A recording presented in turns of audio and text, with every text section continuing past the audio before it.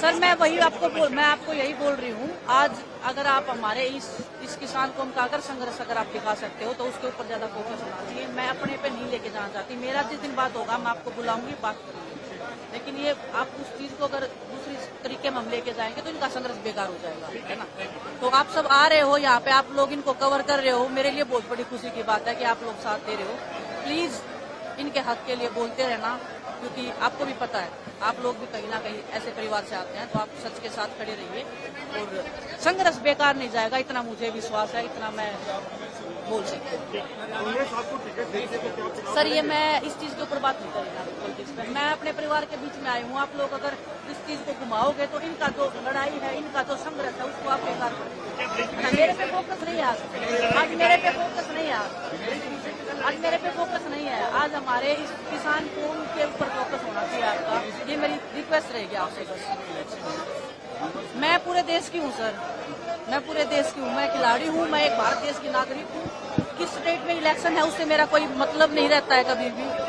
मेरे को बस एक ही पता है कि मेरा देश का नुकसान हो रहा है, मेरे देश के जो किसान है वो परेशान है, उनकी समस्याओं का हल होना चाहिए और सरकार की फर्स्ट प्रायोरिटी ये होनी चाहिए कि इनका हल होना चाहिए।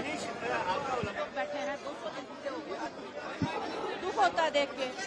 सभी देश के नागरिक हैं और किसान ही है जो देश को चलाता है ना। इनके बिना तो कुछ भी नहीं है, हम खिलाड़ी भी नहीं है।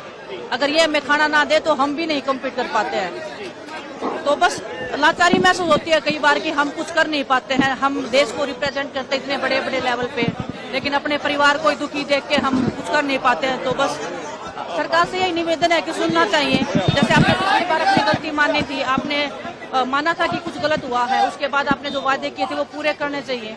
और ऐसे मतलब हमारा देश ऐसे उन्नति नहीं करेगा अगर हमारे अपने लोग ऐसे सड़कों पे बैठे रहेंगे, तो देश को भी नुकसान होता है इस चीज से। आपको लगता है कि 200 दिन कैसे पूरे हो गए, लगातार किसान मांग कर रहे हैं अपनी मांगों की बात कर रहे हैं, लेकिन अभी तक इनकी मांगों को सुना भी नहीं गया, गौर भी नहीं किया। वही बहुत दुख की बात है, वही बहुत दुख की बात है कि 200 दिन हो गए हैं अभी भी बैठे हैं। लेकिन हौसला देख के मुझे ऐसे लग रहा है कि हौसला झुका तो है ना।